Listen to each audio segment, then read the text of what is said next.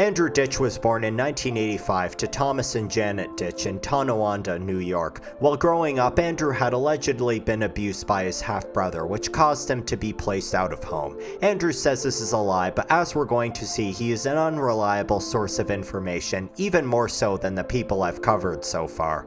This abuse has been documented in several psychiatric evaluations done on him over the years, and also helps to explain particular behaviors later in his life. Growing up, Andrew had a lot of behavioral issues and would often get physically violent. This would get him placed in a special education program, and he would go in and out of psychiatric centers for incidents that usually involved threatening his family and classmates. Over the years, he'd be diagnosed with several disorders such as expressive language disorder, adjustment disorder, PTSD, etc. Later in life, he was diagnosed with schizoaffective disorder. Andrew did not perform well in high school. One year, he was documented as missing 37 days, not doing his midterms, and falling behind on all of his courses. However, he was still a self-sustaining adult. He lived on his own for about a year and a half and also held jobs at various fast food joints. However, many things changed in 2006 when he was hit by a car and received a significant head injury. Many point to this as the cost for his mental condition today. 2009 was a fateful year, as it was the first time Andrew had ever brought up the possibility of him having autism. Basically, he asked the doctor if he might have autism and said his symptoms lined up. In 2010, Andrew started his computer repair business, known as Best PCs. This is where his presence on the internet truly took off. He also started his own website called Andy's Weather Site and created his first YouTube channel for his computer business. He uploaded a video in 2013 asking people to subscribe. What should be noted from here is that Andrew is perfectly well-spoken and describes himself as more than capable and more credible than most people on YouTube at computer repair and other IT needs. Remember this, it's going to be important later. In 2014, Andrew created 2 accounts under the name Best PCs. First one was on Twitter and the second one was on adisc.org. What is this site, you ask? Well, it's an adult babies and diaper lovers site. This is my life now. This is what I do. This is how I put bread on the table. This fetish will explain his behavior in the upcoming years, as well as his constant mentioning of him being in diapers and having incontinence issues. In 2016, Andrew made a post on MedHelp titled, "I am 30 and recently diagnosed with ASD."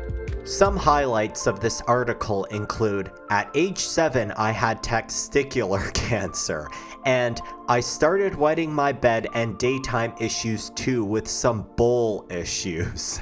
The details of the article are at best embellished and at worst just completely made up. Here, however, he claims to be highly competent at several things such as driving and computer repair. Later that same year, he visited a medical doctor who diagnosed him with autism, which Andrew would basically take as gospel and always refer to it whenever talking about his condition. The only issue is, a typical medical doctor can actually diagnose autism. Only specific type of clinicians can.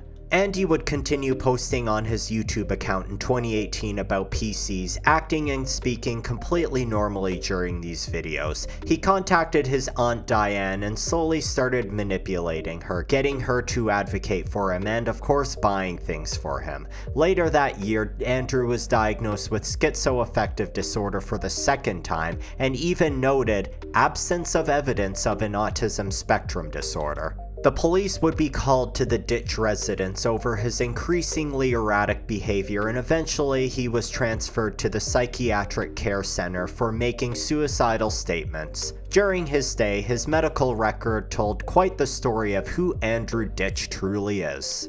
He also wore diapers and demanded the staff change his diapers after soiling himself. Here we can see that Andrew is extremely dedicated to his adult baby fetish, and his obsession with claiming to have autism is simply him conflating autism with infantile behavior. This would continue as he lived with his parents, demanding his father should frequently change his soiled diapers. His parents are elderly, his dad's rarely seen without a back brace, and his mother has many health issues and has fallen without being able to get up many times. Andrew still abuses the crap out of them though. One infuriating clip is when Andrew berated his mother for falling because she was getting all the attention from his father and brother. Oh, Andrew also has a brother named Joe who's documented a lot of Andrew's meltdowns and terrible moments. He's the most normal member of the family and has his own YouTube channel. 2019 was the year where Ditch would really ramp up his dedication to be as much of a menace to society as possible. The police would be called out and involved so much that Andrew grew quite the negative reputation. In a recorded conversation between his Aunt Diane and Officer Bentley, the police are so familiar with his behavior and how he fakes his disabilities. Andrew's Aunt Diane would soon cut ties with him, rightfully identifying his manipulative behavior. Officer Bentley would be a recurring character in his story due to Andrew calling the police constantly, and Andrew would grow to resent him. He'd get an offer for housing through the TSI supported housing program, but he refused the offer and acted extremely difficult. In late 2019, Andrew poisoned his family's coffee maker with Epsom salts. He bragged about it in text messages. He would later claim he did it because he had fantasies of his family in diapers. He also had what was called a head-banging meltdown, which is something autistic people stereotypically do when faced with overwhelming anxiety. The only problem is his crying sounds more like laughing, and he says babyish things like, "I hate words." Not exactly convincing. He would have many of these meltdowns in the future, especially at hospitals. Later on, Andrew was arrested for poisoning his family, but the parents would drop the charges for some reason. 2020 was truly a busy year for our main character. Threads were created on him on Kiwi farms, he was featured on multiple YouTube channels, and he was also reported on negatively by channels such as Andrew Poopy Pants Ditch and Andrew Ditch the Poop Squatch. The Poop Squatch was a common nickname they'd brand him with due to his fecal fetish. He would go to war with the haters, posting malicious links in their comment sections and creating multiple alt accounts on YouTube to defend himself. Back home, he ran an oil diffuser on full blast near his mother, who was sick and on oxygen. This is extremely dangerous, and Andrew was arrested and was issued an order of protection, forbidding him to return to the house until September of that year. Without a stable place to stay, Andrew had plans to get a roof over his head somehow. One of the things he did to achieve that was to call the cops and tell him he killed 10 people. You're an officer, right? Yes. You can arrest me now. I 10 people, right? Nope, I have to have witnesses and evidence. There's unclaimed murders. You can arrest me now. He'd be in and out of mental health institutions over the course of the year. He would admit to having paraphilic infantilism, a condition where he'd chronically role-played as an infant. He would also smear feces on the walls of the Be Cozy motel he was staying at. Classy. He spent until November at this motel. 2021 started out with Andrew bragging about using other people's tax money. He continued making alt accounts and leaving comments on other people's videos who were critical of him, this time posing as a couple of distant family members. He also released a video doxing several people he accused of cyberbullying him. He had cranked up the war on his cyberbullies, now including his longtime enemy Officer Bentley to be a part of that group. His bad behavior against the cops amped up, insulting them, spitting at them, and now he had a new technique, exposing himself to them. Look, I can't take care of myself. Apparently it was to show his diaper rash or something. He also received a summons to appear in court for the oil diffuser incident. It's unknown if he attended. He threatened self-harm and suicide numerous times, including a time where he pretended to overdose on Tylenol, a time where he threatened to eat a bunch of sugary treats, pretending to overdose on antibiotics, etc. These suicidal threats would be exposed in 2022 in medical records.